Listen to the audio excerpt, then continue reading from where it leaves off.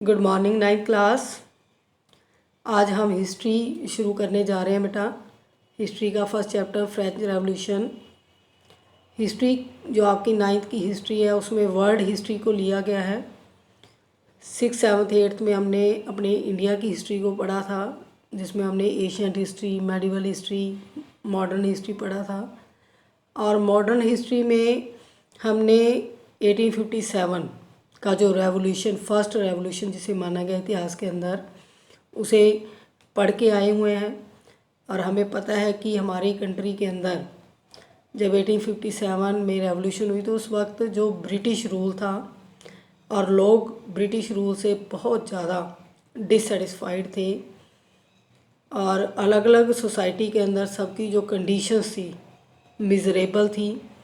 और जो एक कॉमन प्रॉब्लम कि उनकी जो इकोनॉमिक कंडीशन थी वेरी पुअर थी, उसकी वजह से जो है रेवोल्यूशन हुई। अब फ्रांस के अंदर भी जो फ्रेंच रेवोल्यूशन है इसके पीछे भी यही कॉजेज़ थे।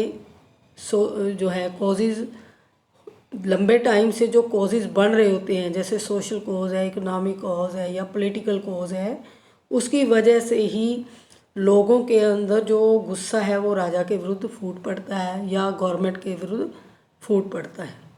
तो फ्रांस की भी ऐसी कंडीशन हो गई थी कि वहाँ के लोग जो थे अपने डेस्पोटिक रूलर के विरुद्ध उन्होंने जो है आवाज़ उठाई और उसको एक नाम दे दिया फ्रेंच रेवोल्यूशन। अब इस हिस्ट्री की बुक में क्यों लिया गया इस चैप्टर को? क्योंकि देखो रेवोल्यूशन तो फ्रांस में हुई, उसका हमें क्या लेना देना, हमें क्यों पढ़ना चाहिए बेटा? हिस्ट्री जो है वो हमें क्या देती है? एक्सपीरियंसेस। और फ्रांस की जो क्रांति थी उसकी वजह से भी पूरे वर्ल्ड को बहुत ज़्यादा जो है उसका बेनिफिट हुआ था। जो वर्ड इक्वलिटी, फ्रेटर्निटी या जो हम लिबर्टी कॉन्स्टिट्यूशन के अंदर हम एट्थ में पढ़ के आए हैं कि ये वर्ड जो है कॉन्स्टिट्यूशन में ऐड किए गए हैं, लिबर्टी, इक्वलिटी एंड फ्रेटर्निटी। तो ये तीनों वर्ड इस क्रांति की देन है बेटा। और वर्ड के अंदर ये जो तीन वर्ड्स थे उसको डेमोक्रेसी के साथ जोड़ा गया और इसका यही बेनिफिट हुआ कि लोगों को अपनी जो राइट थे उनके बारे में पता चला और उन्होंने आवाज़ उठाई। अब फ्रांस के अंदर भी मोनार्की सिस्टम था और उस वक्त अगर हम अपनी कंट्री की बात करें 1789 की, तो ब्रिटिश रूल भी था और जो लोकल रूलर थे इंडियंस वो भी थे। तो दोनों तरह के जो सिस्टम थे, लोग परेशान हो चुके थे। और फ्रांस के अंदर उस वक्त मोनार्की सिस्टम था, बुर्बो डायनेस्टी का रूल था। अब बुर्बो डायनेस्टी जो थी उन्होंने सोसाइटी को डिवाइड किया हुआ था, first state, second state, third state. और जो थर्ड स्टेट के लोग थे उनके ऊपर ही सारा फ्रांस का जो था फाइनेंशियल जो था खर्चा वो पूरा किया जाता था थर्ड स्टेट के लोगों के ऊपर टैक्स लगाकर।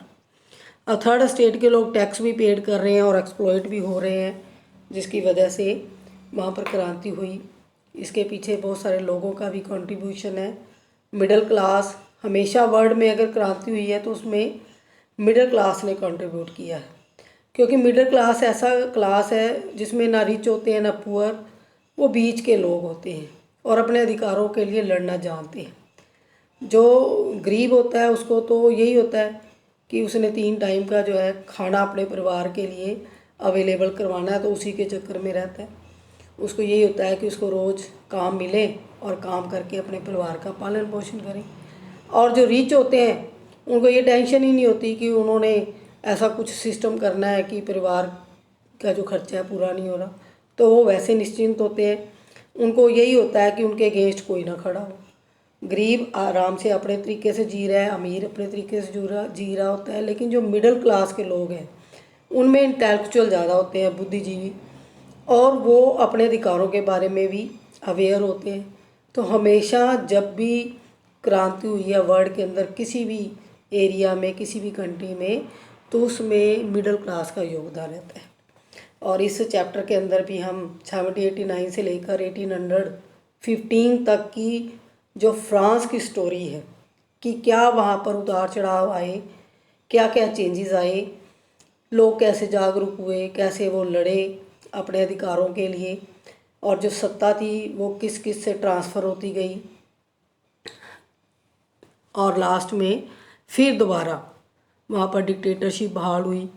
नेपोलियन बोनापार्ट जो था वो फिर फ्रांस की जो है सत्ता संभालता है और 1815 में वो वाटरलू के युद्ध में हार जाता है और 1821 में उसकी डेथ हो जाती है। तो यहाँ तक की हिस्ट्री हम 9th क्लास में पढ़ेंगे, इससे आगे की हिस्ट्री जो है वो 10th में। तो चैप्टर स्टार्ट करते हैं बेटा। फर्स्ट पेज निकाल लें सभी बच्चे। तो इसमें क्रांति का वो वाला दिन बताया है जिस दिन क्रांति होती है, और बाकी पेजेस में वो कारण बताए हुए हैं जिनकी वजह से क्रांति होगी वे। On the morning of 14 July 1789 the city of Paris was in a state of alarm. 14 जुलाई मॉर्निंग का टाइम था, 1789 ईयर था बेटा, ये अंडरलाइन कर लें। जब क्रांति होती है उसकी डेट है ये 14 जुलाई 1789 को। जो पेरिस शहर है उसके अंदर ऐसी सिचुएशन बनी हुई है कि लोग जो है ना वो डरे हुए हैं, अलार्म्ड हैं, यानी कि उनको किसी न किसी ऐसी खतरे का जो है एहसास हो रहा है कि पता नहीं क्या होने वाला है शहर के अंदर। ऐसा दहशत वाला माहौल बना हुआ है वहाँ पर। The king had commanded troops to move into the city and rumors spread that he would soon order the army to open fire upon the citizens। King ने क्या कमांड कर दी है, क्या ऑर्डर किया है? ट्रूप्स क्या आते हैं बेटे? सैनिक, किस शहर के अंदर मूव करें और जो शहर के अंदर लोग आए हुए हैं थर्ड स्टेट के, उनकी एक्टिविटीज़ के ऊपर ध्यान रखें कि वो अटैक ना कर दें या कुछ ऐसा दंगे ना कर दें। उनको रोकने के लिए सेना को ऑर्डर दे दिया कि वो शहर का जो है चक्कर लगाएं। रूमर्स, और रूमर्स क्या होती है बेटे? अफवाहें। Spread that he would soon order the army to open fire. अफवाहें ऐसी फैल गई लोगों के अंदर, ऐसे ही राजा ने ऑर्डर नहीं किया लेकिन उनके मन में डर था, तो ऐसे उनको लग रहा था कि राजा ने ऑर्डर कर दिया है कि वो लोगों के ऊपर ओपन फायर कर दे। और सम 7,000 men and women gathered in front of the town hall and decided to form a people's militia। People's militia क्या होता है? कि लोगों की सेना। अब राजा की सेना तो है, अब लोगों की सेना क्या होती है? जो 7,000 मैन और जो वुमेन थे वो टाउन हॉल के आगे इकट्ठे हुए और उन्होंने डिसाइड किया कि हम सेना का सामना करेंगे एक सैनिक के रूप में। तो उन्होंने अपनी ही एक जन सेना तैयार कर ली। They broke into a number of government buildings in search of arms. अब उन्होंने सेना का सामना करना है और उनके पास कोई भी ऐसे वेपन नहीं है जिससे वो हेल्प ले सके। अब उन्होंने वेपन्स की सर्च में क्या किया, जितनी भी गवर्नमेंट बिल्डिंग थी उनके ऊपर अटैक करना शुरू कर दिया, तोड़ दिया उनको। Finally group of several 100 peoples march towards the eastern part of the city and stormed the fortress prison. फिर क्या हुआ? फाइनली क्या हुआ? लोग जो थे वो पेरिस सिटी के पूर्व की ओर चल पड़े, क्योंकि वहाँ पर क्या था, ऑलरेडी पहले ही वहाँ पर एक फोर्ट्रेस प्रिजन थी, किला नुमा जेल, जो आपके पेज पे फर्स्ट पेज पे ही पिक्चर में दिखाया हुआ है। ये बास्तिल की जेल है बेटा, और बिल्कुल ऊंची ऊंची दीवारें, इसके अंदर एंट्री बहुत मुश्किल होती थी आम लोगों की, इसलिए इसको फोर्ट्रेस बोला गया है। क्योंकि किले की दीवारें हमेशा ऊंची होती हैं ताकि कोई एनिमी जो है उसमें एंटर ना कर सके। तो लोग उस जेल की तरफ चल पड़े जो कहाँ पर थी? शहर के ईस्ट साइड में। Where they hoped to find hoarded ammunitions, जहाँ उनको उम्मीद थी कि वहाँ पर गोला बारूद जरूर होगा और वो वहाँ से उसको ले लेंगे। In the armed that fight that followed the commander of the Bastille was killed and the prisoners release through there were only 7 of them. अब जब वो जेल के अंदर गए तो वहाँ का जो कंट्रोलर था, कमांडर था, उसने उनको रोकने की कोशिश की और वो आपस में जो लोग थे और वहाँ पर जो भी सैनिक थे वो आपस में लड़ पड़े, जिसमें जो कमांडर था उसकी डेथ हो जाती है। और जो लोग थे 7,000 लोग थोड़े नहीं होते, और जेल में कितने लोग होंगे, सेना में सैनिक कितने होंगे, उनके ऊपर अटैक कर दिया, हावी हो गए। और उन्होंने क्या किया, उस जेल में 7 लोग थे उनको छुड़वा लिए। अब ये जेल जो थी बास्तिल की जेल, वो किसका प्रतीक थी, डिस्पोटिक पावर्स का, क्योंकि यहाँ पर उन लोगों को ही प्रेजेंट किया जाता था जो राजा के विरुद्ध आवाज़ उठाते थे। बाकी जो क्राइम्स थे उनके लिए अलग अलग जेलें थी, लेकिन जो राजनीतिक पॉलिटिकल प्रिजनर्स थे उनको इस जेल में रखा जाता था। जो पैलेस के साथ जो बास्तिल था, पैलेस के साथ ही वो फोर्ट्रेस प्रिजन थी। अब लोगों ने क्या किया, एम्यूनिशन की तलाश में वहाँ पर अटैक कर दिया, कमांडर को भी मार दिया। Yet the Bastille was hated by all because it stood for the despotic power of the king. The fortress was demolished, demolished क्या होता है बेटा, डिस्ट्रॉय करना। And its stone fragment were sold in the market to all those who wished to keep souvenir of its destructions. Destructions क्या होता है, विध्वंस, विनाश। और सॉवेनियर क्या होता है, स्मृति चिन्ह। अब उन्होंने किले के ऊपर अटैक करके उसको डीमोलिश कर दिया, उसको डिस्ट्रॉय कर दिया, और उसके जो ईंट पत्थर थे, जो भी उसके रिमेन्स थे, फ्रैगमेंट्स क्या होते हैं बेटा, जो पार्ट्स थे, अवशेष थे, उनको जो है घर में ले गए या उनको मार्केट में जाकर बेचा कि ये उस जेल के प्रतीक हैं, जिससे लोग डरते थे, लोगों के अंदर दहशत थी। हमने उस जेल को ही तोड़ दिया और ये उसका निशान चिन्ह है। तो वो काफ़ी लोगों ने ख़रीदे, क्योंकि उनको भी एक्साइटमेंट थी कि ये उस जेल के जो है रिमेन्स हैं, जिसमें राजा की डिस्पोटिक पावर्स थी और लोग वहाँ पर एंट्री नहीं कर सकते थे। तो उन्होंने, लोगों ने क्या किया, उसको एक स्मृति चिन्ह के रूप में संजोया।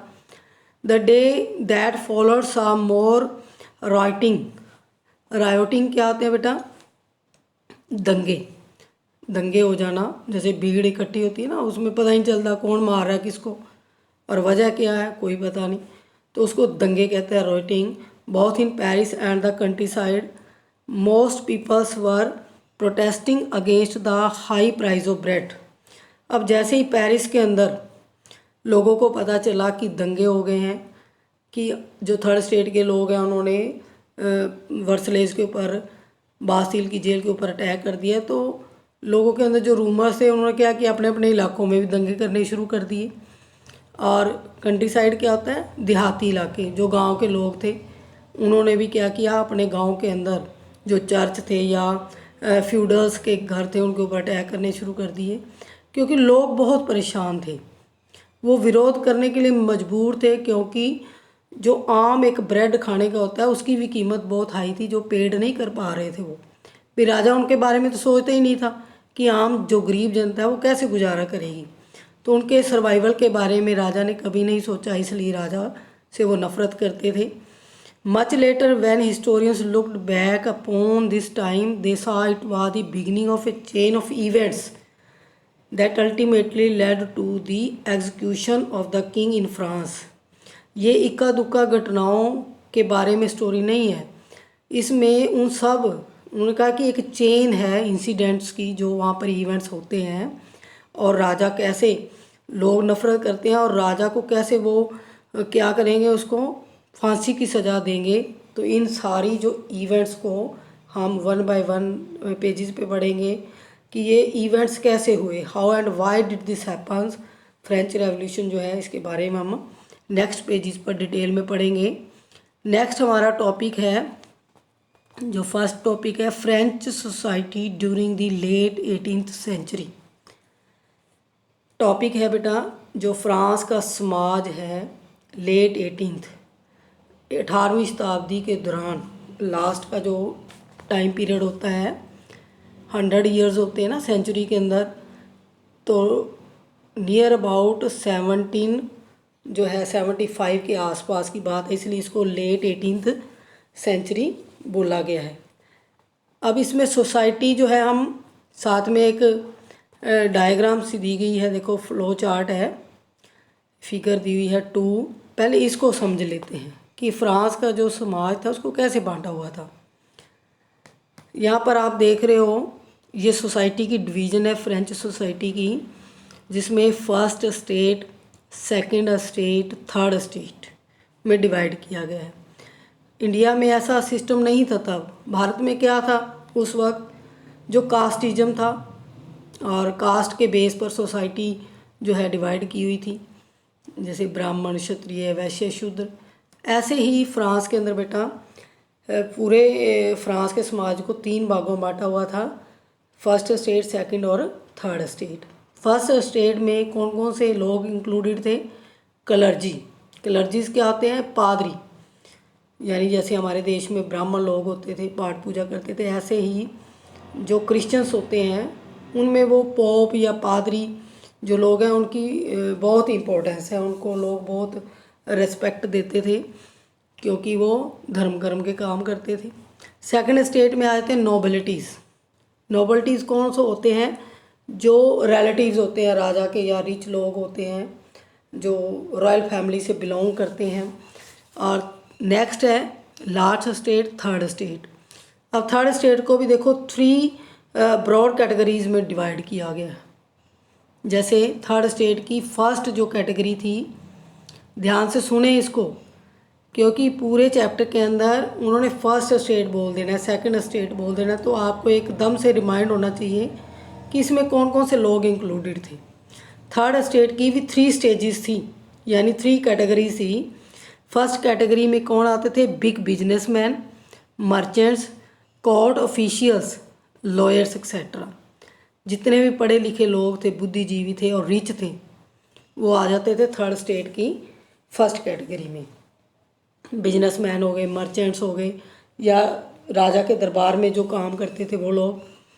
और सेकंड कैटेगरी में आते थे पीजेंट्स एंड आर्टिशंस।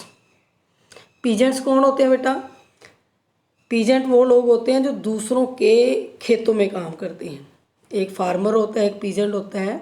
तो पीजेंट क्या करते हैं? जो दूसरों की खेतों में किराए पर ज़मीन लेकर या दूसरों के खेतों में काम करते हैं। और कारीगर, आर्टिशंस। और लास्ट कैटेगरी क्या थी थर्ड स्टेट की? Small peasants, landless labour and servant. ऐसे लोग जो छोटे मोटे कृषक होते हैं, खेती बाड़ी दूसरों के खेतों में काम करते हैं और लैंडलेस होते हैं, लेबर होती है। लैंडलेस कौन होते हैं? जिनके पास कोई भी ज़मीन नहीं। और फिर आ जाता है लेबर, मज़दूर हो गए, नौकर हो गए। ये था सोसाइटी का डिवीज़न। ये आपको लर्न करना पड़ेगा और इसको ड्रॉ भी करना है आपने नोटबुक के अंदर। स्टार्टिंग में भी कर सकते हो, जब चैप्टर स्टार्ट करेंगे हम क्वेश्चन आंसर से पहले ये फ्लो चार्ट अच्छे से बना लेना। अब स्टार्ट करते हैं टॉपिक की सोसाइटी में क्या था।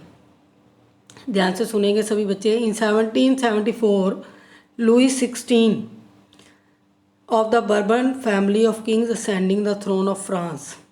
1774 में लुई 16 जो था किस डायनेस्टी से बिलोंग करता था बेटा? बर्बन डायनेस्टी, जिसको बूर्बो वंश भी कह सकते हैं हम।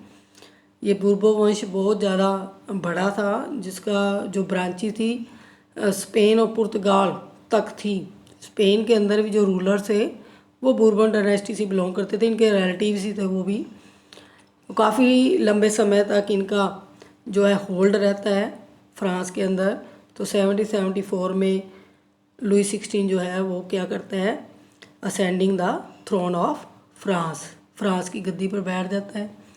जब वो बैठता है उसकी एज कितनी थी? He was only 20 years old.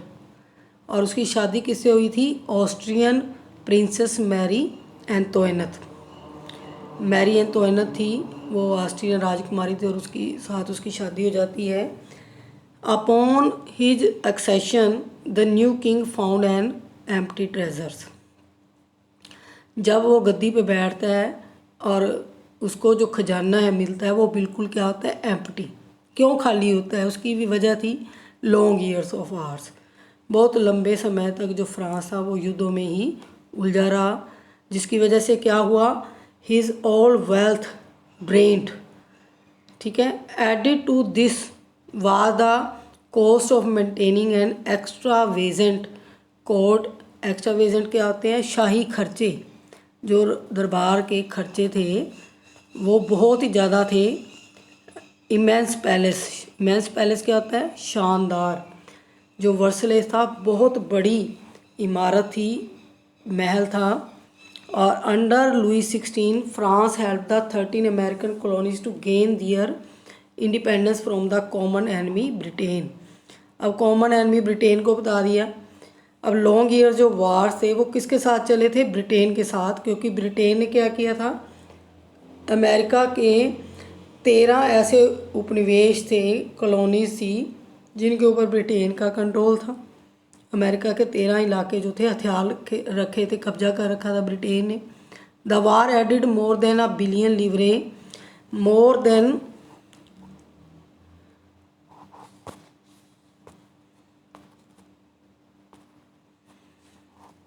Sorry बेटा,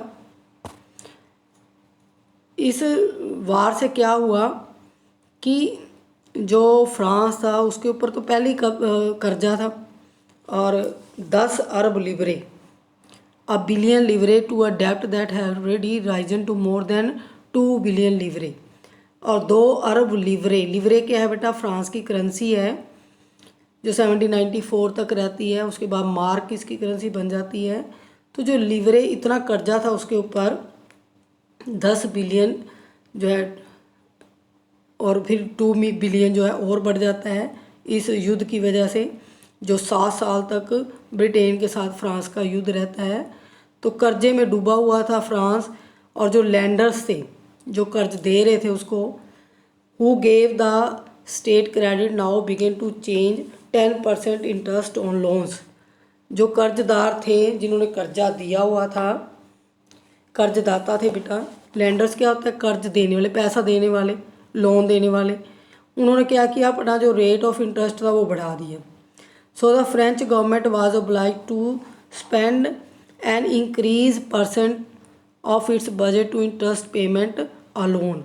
अब फ्रांस पर जब लुई 16 गद्दी पर बैठा तो उसको बेचारे को जो भी उसके पास इनकम सोर्सेज थे वो सारा पैसा कहाँ जा रहा था? इंटरेस्ट देने में। जो इतना कर्जा उठा रखा था उसका ब्याज ही दे जा रहा था, और उसके पास कोई एक्स्ट्रा जो है पैसे नहीं थे कि वो पैलेस का ख़र्चा पूरा करता, या जो और भी रेगुलर एक्सपेंसेस थे उनको कॉप अप कर पाता। तो बड़ी प्रॉब्लम फेस कर रहा था राजा। To meet its regular expenses such as the cost of maintaining an army, court, running government office और universities, the state was forced to increase taxes. तो क्या हुआ कि उसको जो खर्चे थे, रेगुलर खर्चे जो होने ही होने हैं, रेगुलर का मतलब क्या होता है? जिसको हम टाल नहीं सकते। जैसे आर्मी का खर्चा है, कोर्ट का, दरबार का खर्चा है, या सरकारी जो गवर्नमेंट ऑफिस होते हैं, यूनिवर्सिटीज़ होती हैं, स्कूल्स होते हैं, उनको चलाने के लिए पैसे नहीं थे उनके पास। येट इवन क्या हुआ फिर उसके बाद? This measure would not have sufficient. French society in the 18th century was divided into 3 estates and only members of the third estate paid taxes. राजा ने सोचा कि अपने सारे खर्चे पूरे करने के लिए क्या किया जाए, तो उन्होंने कहा कि टैक्स को इंक्रीज़ किया जाए, जबकि ऑलरेडी जो टैक्स थे बेटा वो थर्ड स्टेट के लोग दे रहे थे। जितना भी खर्चा था फ्रांस का वो सारा उन टैक्सी से ही पूरा होता था जो थर्ड स्टेट के लोग ही देते थे। देखो, थर्ड स्टेट जिनकी कोई इनकम सोर्स नहीं है, तो जितने भी टैक्सेस थे, न्यू टैक्स थे या ओल्ड टैक्स थे, वो सारे किस पे इम्पोज किए हुए थे? थर्ड स्टेट के लोगों पे। और जिनके पास पैसा था उनको कोई टैक्स ही नहीं देना पड़ता था। तो दब कौन रहा था, एक्सप्लॉयट कौन हो रहा था? थर्ड स्टेट के लोग। सेकंड पैरे में देखें, the society of state was part of the feudal system that dated back to the middle ages. Term old regime. Regime क्या होता है बेटा? राजतंत्र, monarchy system. Is usually use to describe the society and institution of France before 1789। और France के अंदर जो feudal system क्या आता है, फ्यूडल होते हैं लैंडलॉर्ड्स, यानी कि मोस्टली जो फ्रांस की लैंड थी उसके ऊपर किसका अधिकार था, जो बड़े बड़े जिम्मेदार थे, जो राजा के क्लोज थे, उनके पास था। और समाज और जो संस्थाएं थी फ्रांस की, वो सारी राजतंत्र के अंडर यानी राजा के अंडर काम करती थी। फिगर 2 मैंने तुम्हें समझाई दी है बेटा। इसमें हमने सोसाइटी की डिवीज़न देखी। इसमें डिवीज़न में जो परसेंटेज थी पीजेंट की, वो लगभग पूरी पॉपुलेशन में यानी तीनों स्टेट की जितनी भी पॉपुलेशन थी फ्रांस की, उसमें 90% जो लोग थे वो क्या थे, ऐसे लोग थे जो दूसरों के खेतों में काम करते थे, पीजेंट्स थे। और only a small number of them own the land they cultivated, और बहुत ही कम ऐसे लोग थे जो अपनी लैंड पर खुद कल्टीवेशन करते थे। और about 60% of the land was owned by nobles, the church and other richer members of the third state. और फ्रांस देखो पॉपुलेशन वाइज तो 90% कौन लोग हैं, जो थर्ड स्टेट के लोग हैं, लेकिन जो लैंड एरिया कवर किया हुआ है उसमें 60% लैंड एरिया सिर्फ किनके पास था, फर्स्ट और सेकंड स्टेट के पास। 60% पूरे फ्रांस का जो लैंड एरिया था वो किसके कंट्रोल में था, फर्स्ट और सेकंड स्टेट के अंदर।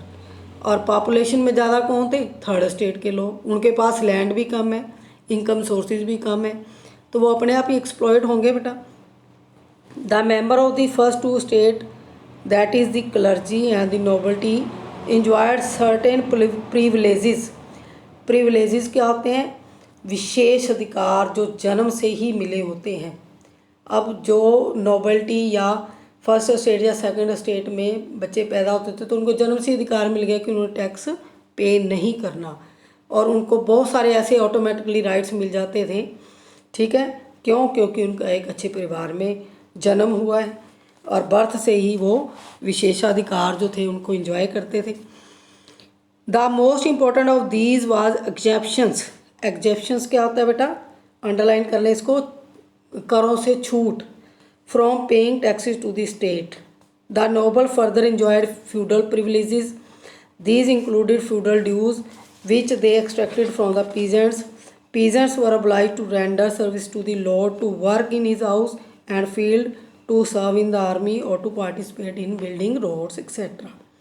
अब जो नोबल्स थे, जो सेकंड स्टेट के लोग हैं, उसमें वो लोग ज़्यादा थे जो जिनके पास अच्छी ज़मीन थी और वो दूसरे लोगों से काम लेते थे, यानी पीजेंट्स उनके खेतों में क्या करते थे, एग्रीकल्चर करते थे, कल्टीवेशन करते थे, और वही लोग उनके घरों का काम भी करते थे, उनको सेवाएं देते थे, राजा को युद्ध के टाइम सेना के रूप में हेल्प करते थे। और वही लोग जो थर्ड स्टेट के थे, चाहे वो रोड कंस्ट्रक्शन हो या बिल्डिंग कंस्ट्रक्शन हो, तो ऐसे कंस्ट्रक्शन जो वर्क थे वो करते थे। आर्टिशंस जो थे वो बेचारे सेवा जो अपनी सर्विसेज थी वो ही देते रहते थे फ्यूडल को। लास्ट पैरा देखे इस टॉपिक का बेटा, church to extracted its share of taxes called tithes. Underline करेंगे इसको भी, फ्रॉम द पीजेंट। चर्च जो था वो क्या करता था, वो भी टैक्स लेता था, राजा तो लेते ही लेता है, लेकिन वहाँ जो क्लर्जी थे उनको भी लोग टैक्स पेड करते थे, जिसका नाम था टीथेस। पूछा जाता है कि जो टीथे था वो किसको जो है पेड किया जाता था, चर्च को। लर्न करना पड़ेगा आपको, अंडरलाइन कर ले इसको, tithe is a tax collected by the church and all members of the third state had to pay taxes to the state. Third state के लोग 2 टाइप्स के टैक्स देते थे, एक चर्च को और एक अपने राजा को। तो जो चर्च को दिया जाता था उसको क्या कहते थे, टीथेज, और जो राजा को दिया जाता था डायरेक्ट उसको क्या बोला जाता था बेटे, टेले। टीथे और टेले।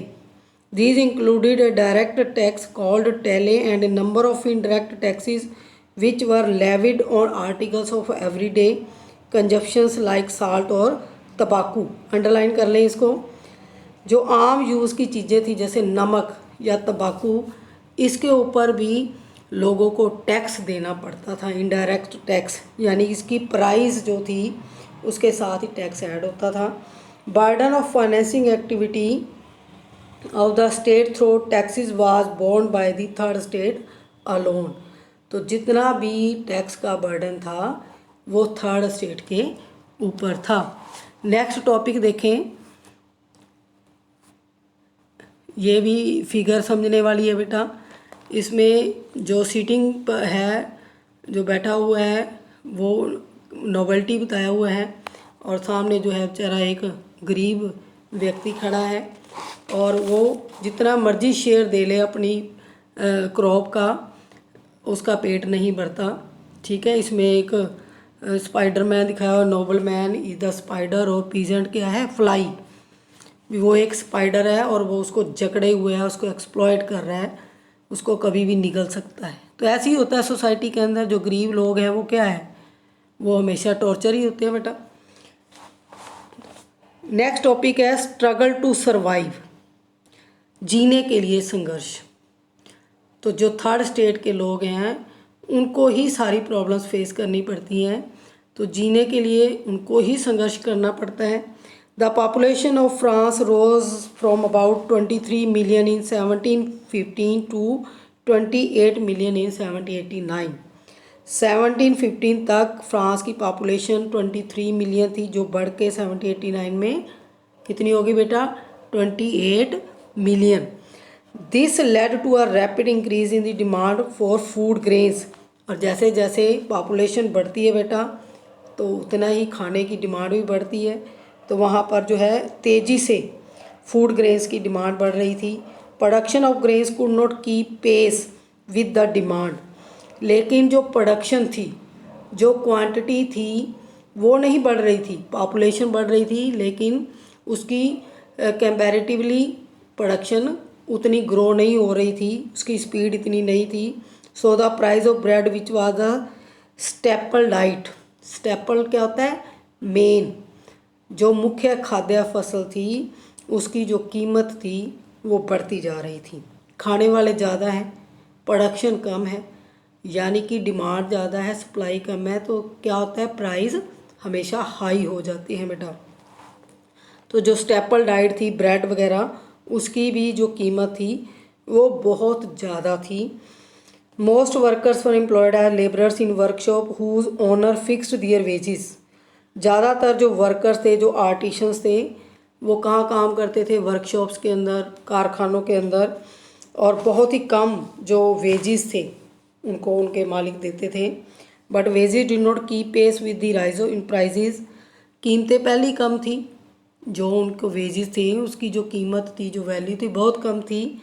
किसकी वैल्यू से, जो प्राइस थी। प्राइस बढ़ रहे थे लेकिन उनकी सैलरी जो थी वो नहीं बढ़ रही थी। So the gap between the poor and the rich widened. और जो अमीर और गरीब की खाई थी वो बढ़ती जा रही थी, वाइड होती जा रही थी।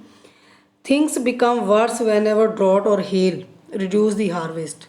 और परिस्थिति जो थी वो और भी गंभीर हो जाती थी जब कभी बहुत ज़्यादा वहाँ सर्दी पड़ती थी, ओले पड़ते थे और फसल बर्बाद हो जाती थी या सूखा पड़ जाता था। This led to a subsistence crisis. बेटे इसमें साथ में एक टॉपिक दिया हुआ है, इसमें न्यू वर्ड्स अंडरलाइन कर ले इसको। सबसिस्टेंस क्राइसिस कब होता है बेटा, ये कौन सी स्टेज है, extreme situations where the basic means of livelihood are endangered. जो बेसिक नीड्स हैं यानी कि खाना, ठीक है, बेसिक नीड्स हमारी फूड, क्लॉथ और शेल्टर है, जब ये भी एंडेंजर्ड पोजीशन में पहुंच जाती हैं, खतरनाक सिचुएशन में, तब ये सबसिस्टेंस क्राइसिस यानी आजीविका का संकट पैदा हो जाता है। Something that occurred frequently in France during the old regime.